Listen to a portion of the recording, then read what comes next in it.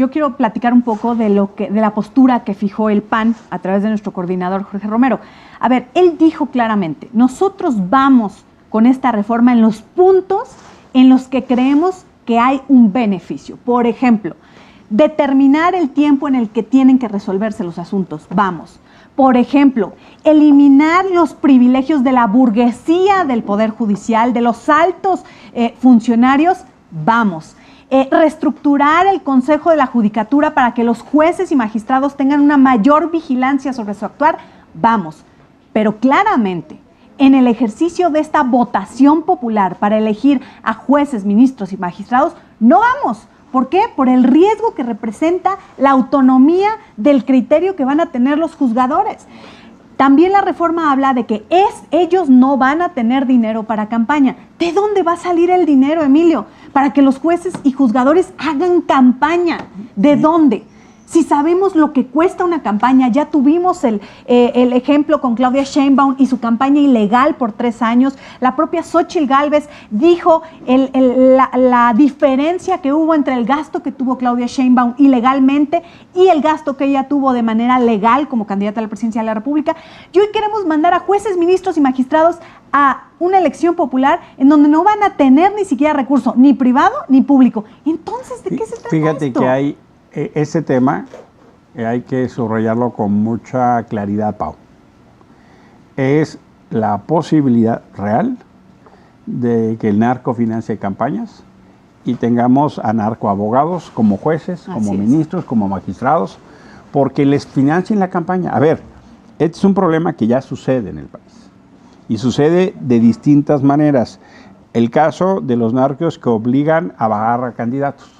Pasó masivamente en Zacatecas, pasó en Chiapas, pasó en algunos otros lugares, o sencillamente en el uso extremo de la violencia, que es matando candidatos. Hubo casos muy dramáticos. Este proceso electoral que vivimos es el más violento de nuestra historia. Hubo casos como el de Coyuca de Benítez, que nos hizo recordar lo que pasó con Colosio. O sea, fue muy grave. Sí. Otra manera de eso individuo es donde se genera una condición de financiación, ¿no? Y hemos visto casos que se han documentado, se han hecho saber de cómo el crimen organizado, por ejemplo, financió la campaña de Mario Delgado para la presidencia de Morena, o lo que se denunció en varios medios de comunicación, donde se financió la campaña de Américo Villarreal en Tamaulipas, de Rubén Rocha en Sinaloa, o lo que pasó en San Luis Potosí con Gallardo, o lo que pasó en algunos otros estados. Es decir, ya hemos visto la proximidad del narco a la urna. Ahora, si tú vas a tener elección popular, ¿qué impide a los narcos financiar a sus abogados para que lleguen de ministros o magistrados? Hemos visto, sobre todo a nivel municipal, cómo han ido ese cáncer que va carcomiendo nuestra estructura política. Con pena, pero hay que decirlo, con dolor, pero es una realidad. Esta propuesta no tiene ninguna protección para que los dineros ilegales, esencialmente el crimen organizado, de las redes de macrocriminalidad, del dinero ensangrentado y violento del narco, llegue a generar espacios en la justicia. Esa es una de las grandes preocupaciones, Pau. Hay que así decirlo, y por eso es tan importante que estar tan claros de que el fenómeno de elegir a los juzgadores, a las personas juzgadoras, a las personas encargadas de hacer cumplir la ley, no resuelve los problemas que están notando. Eso hay que tenerlo. Yo les pido a la familia Tipical que estén muy claros y que lo podamos expresar, porque este es un momento importante, otra vez, de construcción de ideas y de debates y legitimidad. Oye, si te parece bien, antes de ir con Dalia, nada más quisiera también decir, Norma Piña dijo ayer algo muy importante, dijo, la justicia no es un monopolio de la Suprema Corte de Justicia o del Poder Judicial. ¿Por qué? Porque pareciera que el discurso de Morena es recargar toda la responsabilidad en el Poder Judicial. ¿Y las fiscalías, Emilio? ¿Y las fiscalías que son quienes integran las carpetas de investigación para llevarlas ante un juez? O sea, existe una responsabilidad también en las fiscalías y a las fiscalías no las están tocando.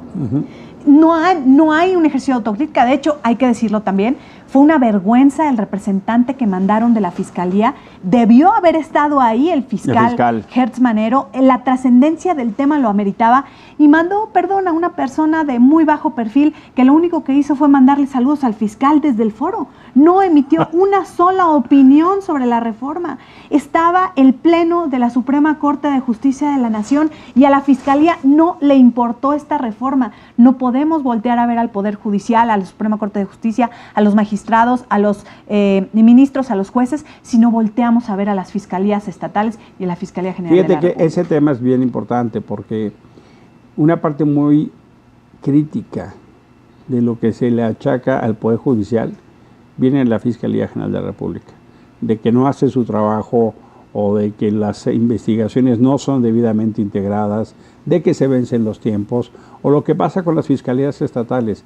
Si mucho me apuras, el gran cuello de botella no es el Poder Judicial, son las fiscalías. Por eso yo creo que una gran debilidad de esta reforma es que no se hace cargo de la integralidad. Era uno de los problemas que yo marcaba al inicio.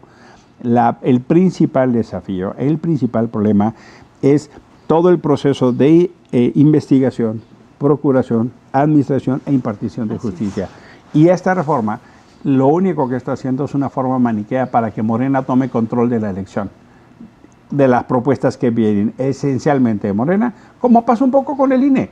O sea, al final de cuentas, hicieron un control del proceso de postulación de los candidatos para la presidencia. Pues postularon, era una quinteta, 5 afines a Morena, o dúctiles, o dóciles, o cercanas. O sea, Tadei, me van a perdonar, pero tiene cualquier cantidad de familiares trabajando en Morena. ¿Sí? Su hermano tiene no sé qué cantidad de negocios con el litio, con la presidencia de la República. Lenia Batres hablando de nepotismo. Y o sea, por favor, hay una serie de familiares trabajando en el gobierno y hablando de nepotismo. Por ejemplo, por ejemplo.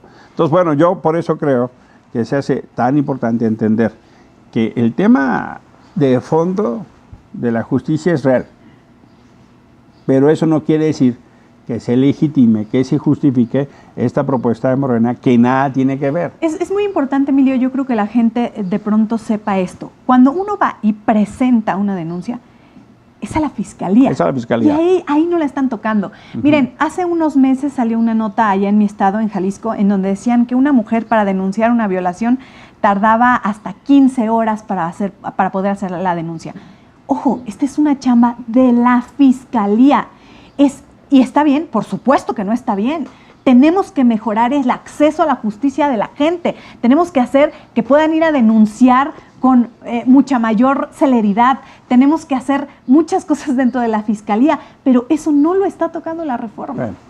Entonces, hay que separar cuáles son las funciones de los ministros, de los jueces y de los magistrados y cuál es la otra función operativa, que es integrar estas carpetas de investigación para poder presentarlas y que entonces se juzgue a quien está acusado de un delito. Eso es muy importante que la gente lo sepa, porque al final como que pareciera que va todo, ¿me explico? Como que la gente le dices de esta reforma y entonces creen que va ligado con este tema de poder ir a presentar una denuncia. Eso nada tiene que ver y nada están tocando ahí.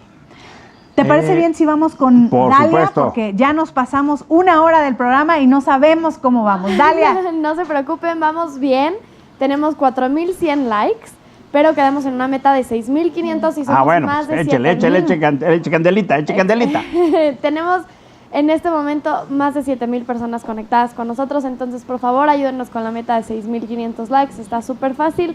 Y también ya tenemos varios comentarios y preguntas para ustedes. Primero, Sandra González Legorreta les comenta: Tercia de Reyes, todos guapos. Eso, ya te incluyeron, Pau.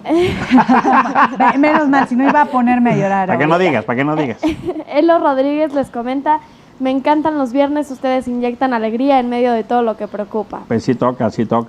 Manuela Mendoza comenta: esta pregunta es para Damián Cepeda. ¿Creen que este gobierno se meta con la propiedad privada y la pueden expropiar en un futuro cercano? Sí, también Arte Sin Filtro decía eso. Lo dijo de manera reiterada. Pero además con esta mayoría, pues podrían hacer lo que quieran, ese es el punto. Con esta mayoría podrían hacer lo que se les pegara la gana. Yo no creería